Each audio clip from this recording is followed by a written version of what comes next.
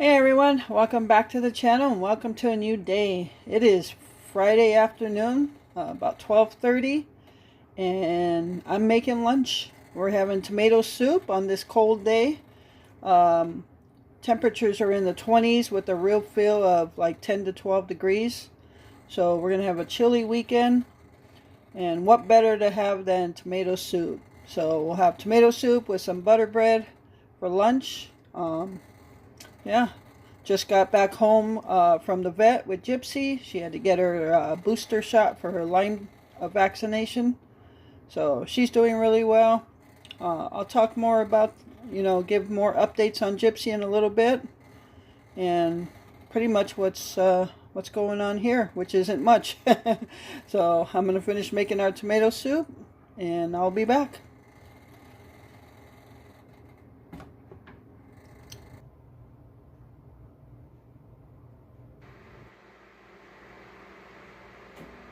Good morning, everyone. Welcome back to the channel and welcome to a new day. As you can see, I got the electric griddle out, so I'm about to make breakfast. Let me check the time right now. It's 7:49 on a Saturday morning, and it's a cold Saturday morning with a little bit of snow flurries coming down. And I think the real feel is probably in the single digits right now. So yeah, just gonna make breakfast. Our normal hash brown, eggs, ham or bacon, and/or bacon.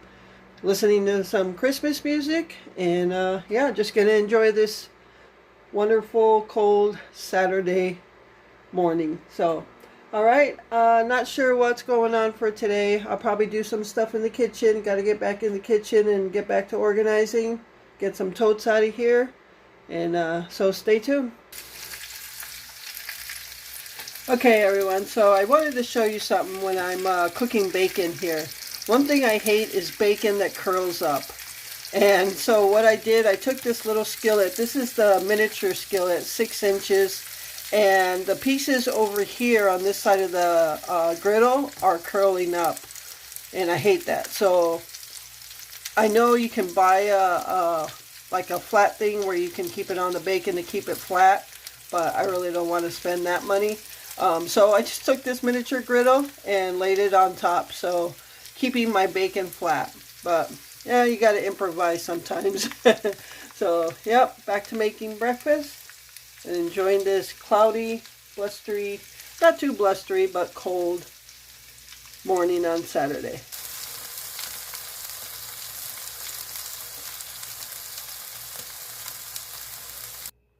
Hey everyone, so it's 2:15 in the afternoon this Saturday, and yeah, I just decided to I'm gonna make some chicken, before I say that, I'm gonna make some chicken enchiladas today, and yeah, 2:15, I just decided to put the chicken in the slow cooker. I was gonna do it in the pan, and yeah, I'm not feeling it, so slow cooker it is. It's 2 very large chicken breasts, and I'm gonna put it on high for the first hour or so. They are just a tad bit frozen. And I've got some pato sauce in there. So yeah, I'll just quickly show you the slow cooker. And yeah, gonna make that. And I'll make some salsa for Glenn. He likes to have this homemade salsa when we have enchiladas. So yeah, I just decided at 2:15 in the afternoon to do the slow cooker thing. So, all right, I'll show you what I got in there. And then I am going to make a dessert, and you'll have to wait to see what it is. All right, so I've got the 2 chicken breasts in there. That's pato sauce, and I just put a tad bit of juice at the bottom just so it doesn't stick. And yeah, so yeah, like I said, I'll put it on high for about an hour, and then I'll see where we're at. All right, everyone, so I am going to make the salsa for Glenn's enchiladas, and I've done a video on this before, so I'll just show you what I'm using. I'm using a half an onion, tomato. I've already got them open, but 1 can of the green el pato sauce, and 1 can of the yellow el pato sauce, which gives it more heat. So I obviously don't eat salsa, so I don't care how hot it is. But yeah, that's all I use for Glenn's salsa. He likes it that way, so that's how I make it. I don't add any like powdered seasonings or anything like that. So it's simple, and as long as he likes it, that's all that matters. So I just wanted to talk about what's been going on with Gypsy. I know a couple of you have asked, and so just to give an update on her, she's doing really well. And I just took her to the vet yesterday to get her booster shot for her Lyme vaccination. And so the last time I took her to the vet, she got her Lyme, her kennel cough, and something else. I forgot what it was. And then she got tested for heartworm, which came back negative, thank God. But we are still getting her tested because she came from Texas, so she's a high risk. And even the vet said she still would want a 6-month test done. But we, just for our peace of mind, we're actually going to do a 3-month test.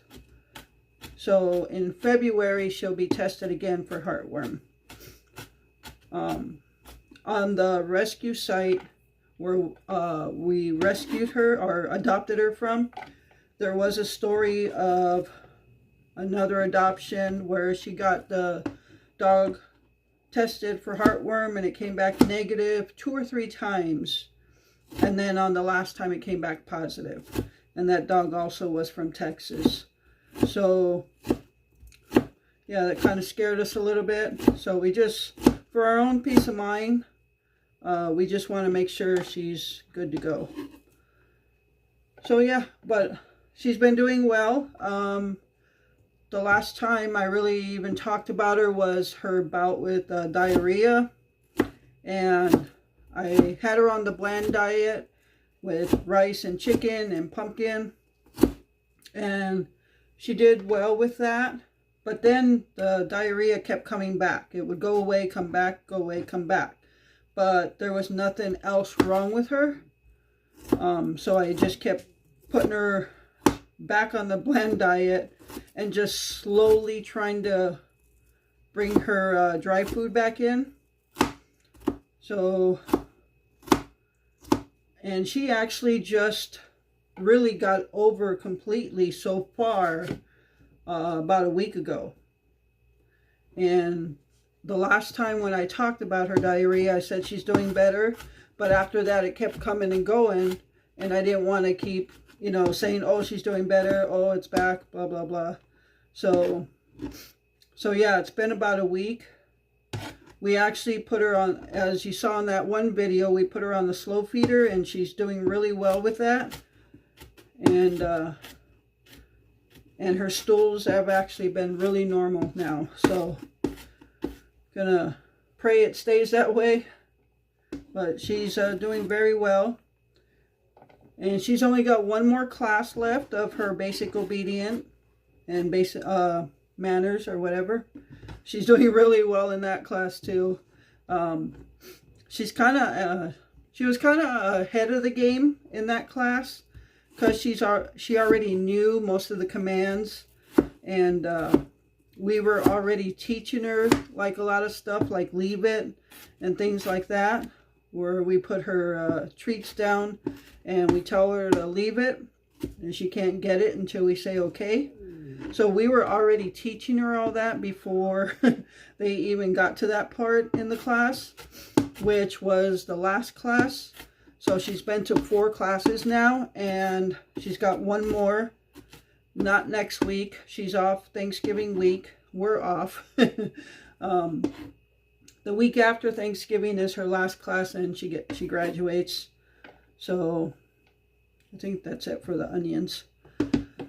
So yeah, she's doing really well in her basic obedient class. And honestly, since we got her, we can tell how much she has matured and listening to commands and things like that. So she is we are so proud of her.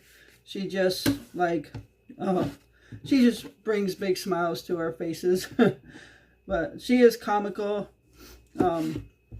Yeah, she's doing so well. So yeah, in her basic obedient class, because she's so far ahead of the game, the teacher was often using her to do kind of like a harder thing than the rest of the class. And like last week they learned Leave It, where they put a treat there, and she already knew that. So the teacher actually had me had her sit and go, lay down, and then circle her with treats. Like she had to lay down, and then I put 8 treats around her, and she couldn't get them until I said okay. So while the rest of the class was practicing Leave It with the one treat, I had Gypsy down for at least 15 minutes not touching those treats. And she did so well. She got to a point where she wasn't even paying attention to the treats. She was just relaxed. And so, yeah, she's having a blast in that class. Yeah, she's, it was amazing. I was so proud of her. And, yeah, so yeah, she's doing quite well. And, what else? Like I said, we went to the vet. I think I said that. We went to the vet yesterday and got her booster. So she doesn't have any more vet appointments until February, when we get her checked for a heartworm again. And then we have her on the monthly heart guard, and the other one for flea and tick. So, and what else? So yeah, it's kind of nice because Thanksgiving week, she doesn't have any vet appointments or any class. So I said, yay, we got a vacation. We're off for Thanksgiving week. So yeah. What, babe? Yeah, I haven't gotten there yet. So after she's done with the class, the week after Thanksgiving, she's done on that Wednesday night. And then that Friday, she actually goes in to get spayed. So we're not really happy about that, especially because we have to leave her. And so yeah, we're the worried parents. We'll be the worried parents. So we're not really thrilled about that. But she'll be going to Green Bay, vet in Green Bay that will do it. And the rescue center that we got her through is actually paying for it. So yeah, that's what's oh, for those of you who don't know where Green Bay is, it's in Wisconsin. We live in Wisconsin, if you didn't know. So it's in Green Bay, Wisconsin. 50 miles north of us. Yeah, 50 miles north of us. So it's about an hour away north. So what we're worried about is if we take her on Friday, then we won't be able to pick her up until Monday possibly. And yeah, that's not sitting well with us. We're going to miss her like crazy. So yeah, right now I got the onions and the tomatoes in there. And I'm just going to mix them up. I've got 2 cameras going, so I'm kind of trying to evolve in my camera skills. I've got this one going where I'm talking to, and I've got the action camera going, actually videoing me cutting the onions and tomato and stuff like that.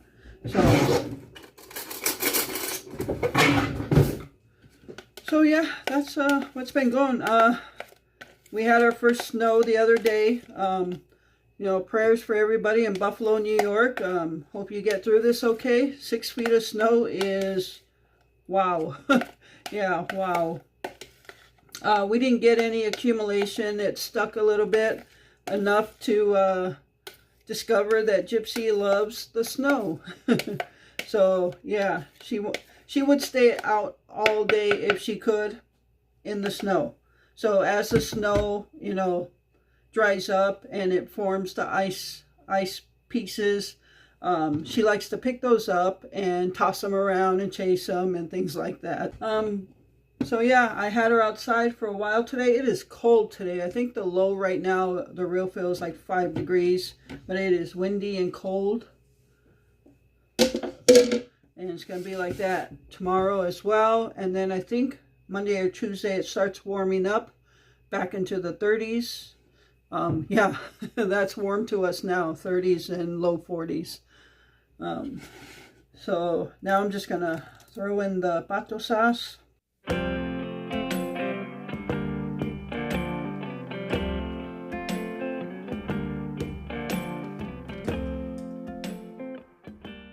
And that's all I do to make his salsa. I'll just let it sit, and as it sits, it'll thicken up.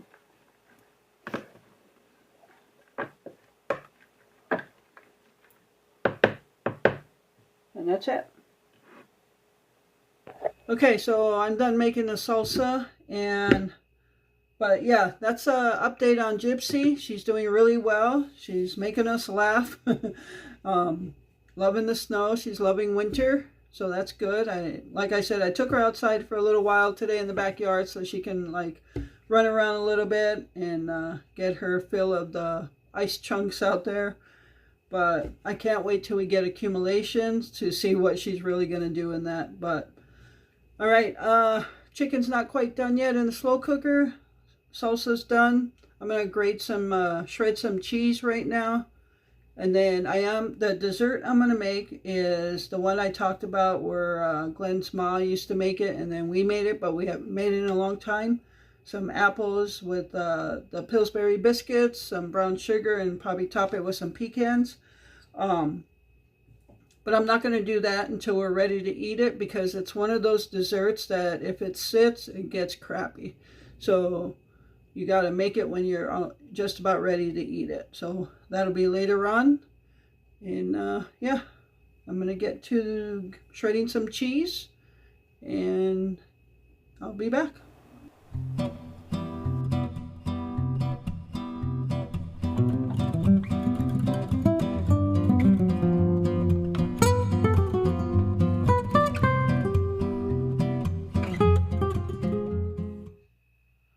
Alright everyone, so the chicken is done. I've got it all shredded up, so I'm going to just go ahead and heat up the oven and get the enchilada sauce ready, and we'll be eating pretty soon.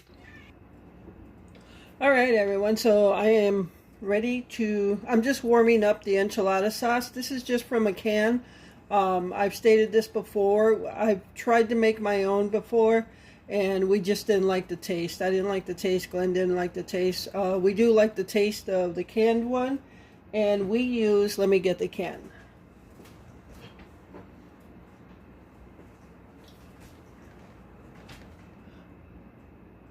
We use La Victoria, just a red mild enchilada sauce.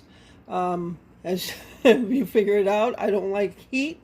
Spice, so we get the mild, and Glenn can spice his up all he wants after he gets his plate. So I know some people don't even warm up the enchilada sauce, they just pour it on.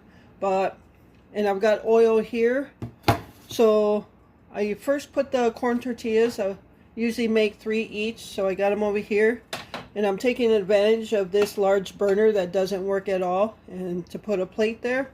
And the other small burner I'm not using to put the plate of tortillas there. I got some of the chicken from the slow cooker. I fry up the tortilla for it gets a little crunchy. We like them a little crunchy. And I just fry them both sides real quick. Dip it in the enchilada sauce, bring it to the plate, put the chicken in, wrap it up. And then I put 3 here. You'll see the process. I've done this many times before on video. But instead of putting all 6 in a casserole dish, I actually just put the plates on a cookie sheet, because these are oven um, oven safe.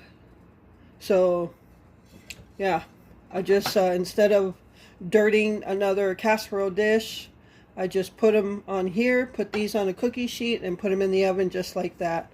Glenn likes his in a little longer than I do, where the cheese is a little crusty, and the tortilla is. I don't like the cheese as crusty, so I put mine in a little bit later than his. So, and that's Gypsy whining in the background. Hey, leave it. Good girl. So yeah, she's harassing Blackie, and I got to tell her to leave it. I did not use all the sauce. I'll end up, whatever we don't use tonight, we'll use for leftovers tomorrow. And if this is left, half of the can, little less than half is left, I'll save it, I'll freeze it for another time of enchiladas, so I don't have to buy any more.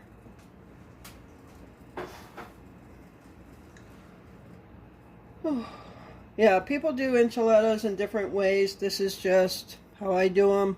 So, oh, and also I wanted to mention that free meal voucher for Texas Roadhouse that I received on Veterans Day. I'm going to do the same thing as I did last year. Is I am going to save it for my birthday. My birthday's coming up in December. And we're going to use it on the night of my birthday, so I don't have to cook a meal. I'll probably just make like a Jello poke cake. That's our traditional. And I'll just use the meal voucher, and we'll just get Texas Roadhouse. We'll just have to buy Glenn's meal. So that's what I'm going to do with the free meal voucher from Texas Roadhouse. All right. I'm getting so excited. Christmas season is upon us. Not getting excited. I am excited. We're coming up on Thanksgiving week. I will start putting Christmas stuff up. I'm not taking down the fall stuff yet, but I will start putting Christmas stuff up because I want stuff up on Thanksgiving night. So, and I usually don't have to get this too hot because the enchiladas are going to go in the oven for about 20 minutes at least. So I'll probably just start because the oil is hot.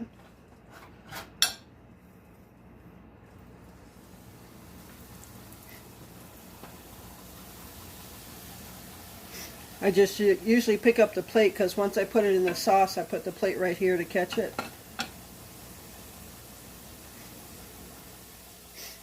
So I hope you guys are enjoying the different views I'm trying to capture in the videos now. Don't know if I'll capture them in different views every single video, but just trying different things. Hope you guys like it. So you can see this tortilla is pretty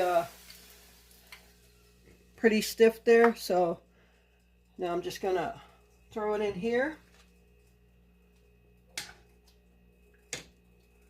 and then I just put it on the plate. I'm going to lower this because this is starting to bubble a little bit. I don't need it to be extremely hot. And the chicken's kind of cooled off a little bit, so I can just grab it by hand. Hope you can see what I'm doing here. This is just the way I do our enchiladas. You obviously will have your own way. And then I just roll it up. And I'll just make 2 more for this plate.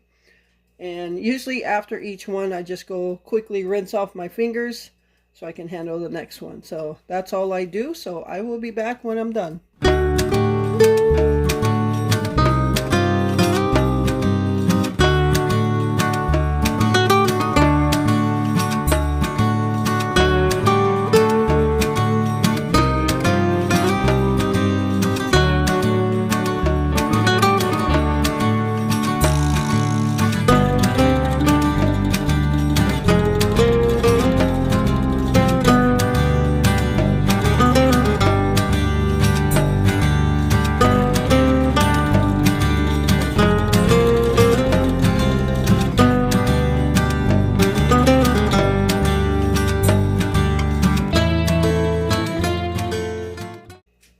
Oh, one other thing I forgot to mention.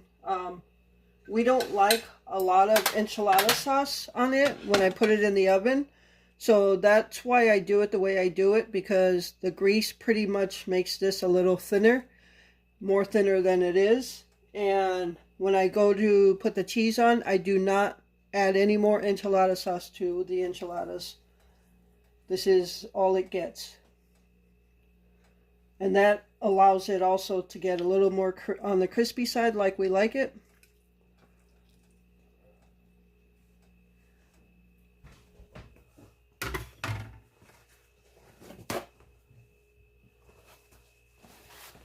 And I usually just wipe up the extra sauce because in the oven it will burn and get real hard. So I just wipe it up.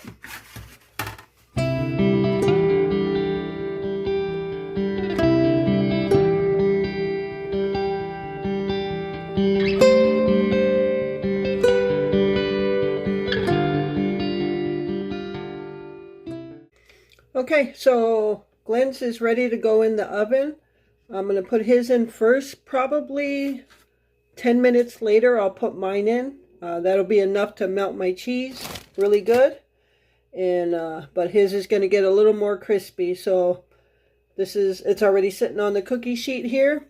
And the way I'm going to know the difference between his and mine is his is not going to have that much cheese on it. Mine's going to be loaded with cheese. So maybe not too loaded, but semi-loaded. All right, so I'm going to get these in the oven for about 20 minutes, but 10 minutes into it, I'll put mine in.